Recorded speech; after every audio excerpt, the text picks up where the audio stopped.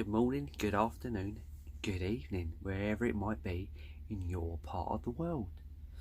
Right, so today I am going to talk about CCing versus being on a mooring.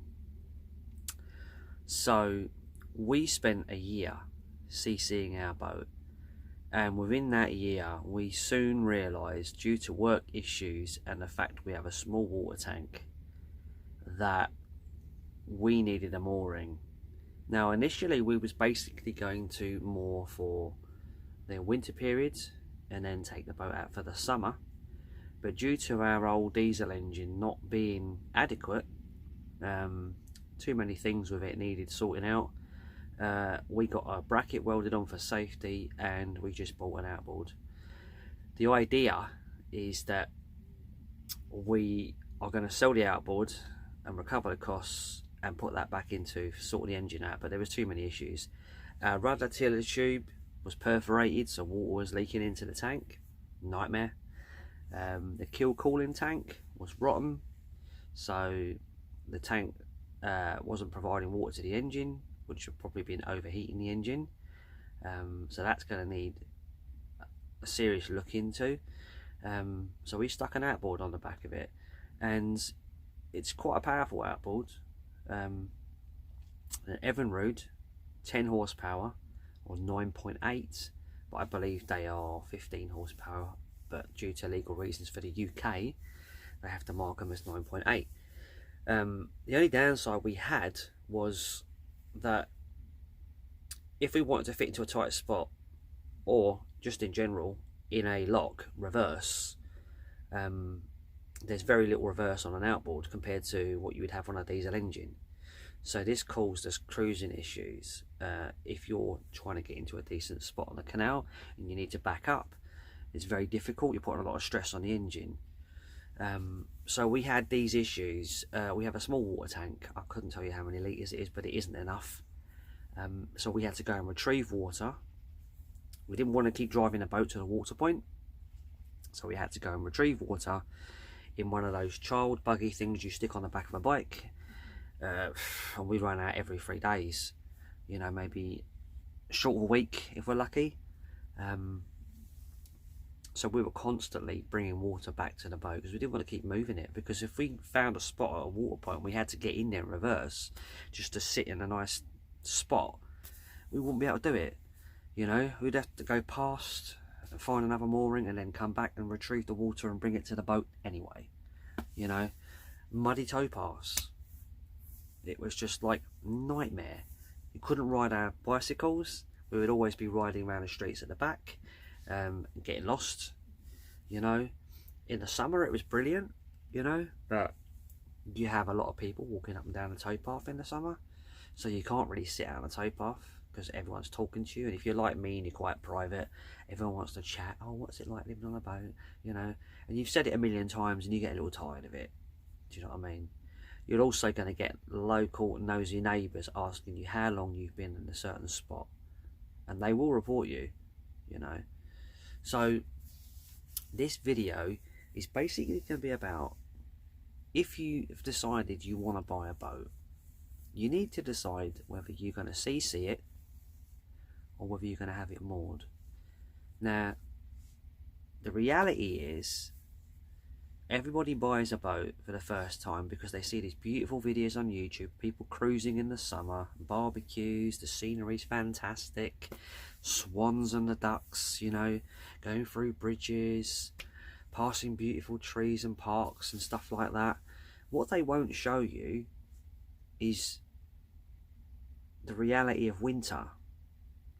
Okay, retrieving water on a regular basis, dragging coal and wood back, constantly running out of kindling, having to bring all this back either in the back of your car, load it into the back of the boat, or a trolley on the back of a bike, or a wheelbarrow from the back of your car or wherever you retrieve it from, right?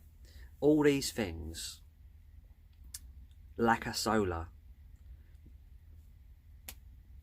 you know, you're very limited to what you can use on your boat. You have to constantly economise on every power use you have. There's very limited sun in the winter, so you know, whereas you've been using it blasé in the summer, you're going to run out and you're going to need to charge your batteries up in the winter. So you're going to need to basically buy a generator, and I would not recommend the cheap crappy Chinese one. You know, they don't last. You get a year out of it. I'd recommend you buy a branded name, be a Honda, Hyundai, you know, get something that's got a reputation to it. You're going to need that. The reality is there's only about 4 months, you know, of summer where it's going to be pretty decent, because you're going to need to cruise every 2 weeks in the dead of winter, right?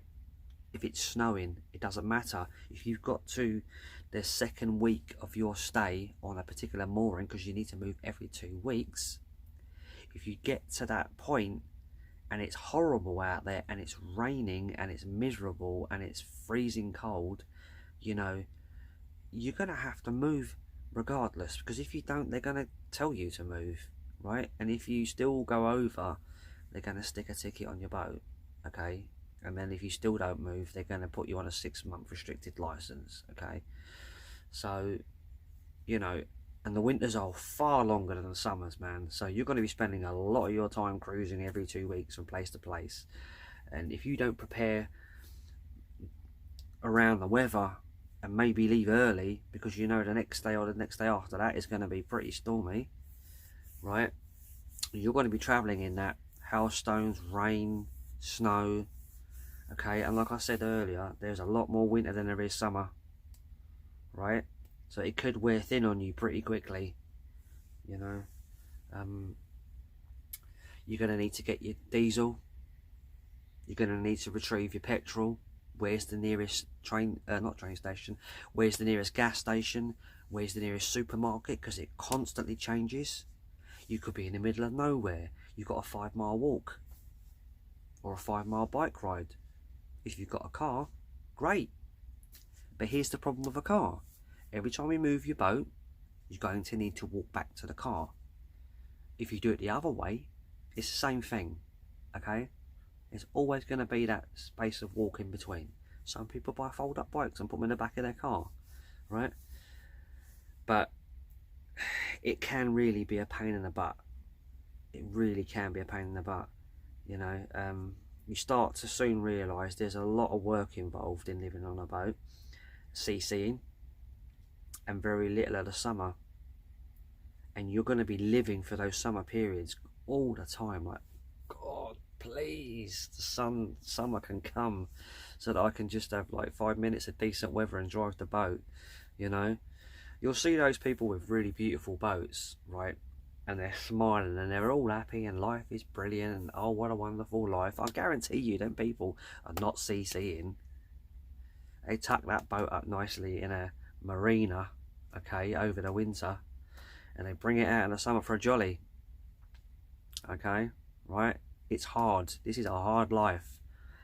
You're going to need to wear 2 hats, 2 jackets, you know. You're going to need to put your long johns on, double your socks up, okay? I mean, your stove could be adequate, but if you've got a bigger boat, that heat ain't going to cut it, right? You're going to need to put a diesel heater in the other end of your boat. That's going to cost you more money. And when you wake up in the morning, Jesus, your windows are all frosted up with bloody ice on them. You've got to get that stove sorted before you get any heat in the boat, right? If you've got to go work, you ain't going to put your stove on, so you're getting dressed in the freezing cold, okay, right? All of this wears thin. The opposite of this, okay, is if you decide to do the Marina thing. Now you can do the Marina thing permanently, or you can do it like I said before. You can do it 7 months, 6 months in a Marina until the summer comes, right? So you save all your money up and you go, all right, take it easy over the summer, and then you park your boat in a Marina in the winter for 6 months. You've got electricity, you've got diesel there, right? You can power all your devices. They'll have a chandlery in there. You can buy coal and wood 5 minutes from your boat, plug straight into shore power. The only downside is Every other boat acts like a battery. So if you're going to be there permanently with all boats around you and everyone's using 240 power, your boat's going to deteriorate quite quickly. It'll take a bit of time, but you know what I mean. It's going to deteriorate. Your anodes are going to go. Probably within 2 years, you're going to need to go out again, get them seen to.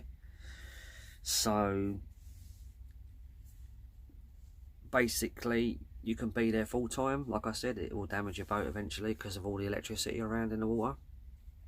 Or you can do it 6 months and be in there in the winter, come out in the summer, you know. Or you can rent a CRT mooring, which are along the towpath, which they provide no facilities at all, right? Roughly the same price. You're moored up in a particular location on a canal. There's no power. You might have a water tap if you're lucky. There'll be parking, but that's probably private, so you have to pay for that. Okay, so you've got to weigh up. Do you want a CRT mooring just because it's near your work, or do you want a Marina mooring because you've got all the facilities? You know, so basically those are the two options, or three options really, that you want to consider, because this, if it's the first time you've done this, it ain't going to be easy, right? It ain't what they paint it out to be. This is hard, all right? And that coal is going to get to you. It's going to get to your bones. And I'm telling you, last year when I was driving our boat for the first time and it was dead of winter, I had water in my eyes, you know, my hands were absolutely frozen solid. I had 2 jumpers on and a jacket, 2 hats on, double socks, long johns, the long johns, long johns, the lot, alright, and I was still cold. And the thing is, well, you don't know whether you've gone, you kind of estimating your distances with CRT. So it's freezing and you just want to get there. And you're thinking, I've been travelling now for about half an hour. That's got to be the distance that is in requirements. It's got to be it, isn't it? And you stop and then you find out they just ticket you and say, oh no, you haven't gone far enough. And it can really wind you up. It can, in the dead of winter, it can really wind you up. Do you know what I mean? So consider your options. I'd suggest, if it's your first time buying a boat, I would suggest that go for the mooring in the winter and come out in the summer. Yeah, I think that's the best option. Do it like that for a while. See if you take to the lifestyle, and if you think you can do it and you can put up with all the ag, you know, muddy tow paths and going and getting water, going back to get water, going forward to get water, because you go past and you're not too far past it, you have to go back to that water point because it's the nearest one to you. Or do you jump really far ahead and go to the water point, there's the next one down, and they're very far apart from each other, and then you're further away from your work? That's another issue. That's another issue. You've got a job, right? Right. At some point you're going to be miles away from the train station. Right? Miles away from the train station. And your car might be parked, if you've got a car, might be parked way far away from your boat, because you could be in the middle of nowhere, because at some point you will be. So in the morning, cold boat, all these clothes on, you know, trotting off down the towpath for half an hour in the freezing cold, possibly snow and mud, to get to your car. You're going to arrive at work looking like you've been to Glastonbury. I mean, I walk around looking like I've been at Glastonbury and I'm on a mooring, but it's one of those sort of off-grid moorings, so it's not being really looked after. It's kind of sort of natural and muddy. So as I walk around everywhere, I look like a bloody been to Glastonbury. Security guards in the shopping centres give me funny looks. You know, I look like I've been sleeping in a tent. Right? You look tired, worn out. You know, you haven't had a shower, haven't washed your hair, or whatever. You know, people give you funny looks. It's bloody difficult. You know, it was worse when I was on the canal because everything got dirty so quickly. You do a laundry for like 15 quid. Within like 5 days, all your clothes are ruined. Back out to the laundrette again. And the laundrette issue, okay? That's another one for CCing, okay? You're going to be miles away from a laundrette. And miles away from a supermarket.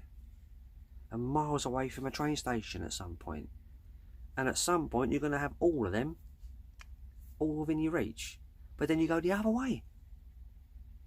and they'll go again. Alright? If you like solitude and you don't have to work, this is the perfect life. But if you've got to hold a job down, I'm telling you, right, you're going to be really far away from your work at some point. And you've got to add the cost of travel on top of that. Filling up your car with petrol, right? The cost of train tickets ain't cheap, man. They're not, you know?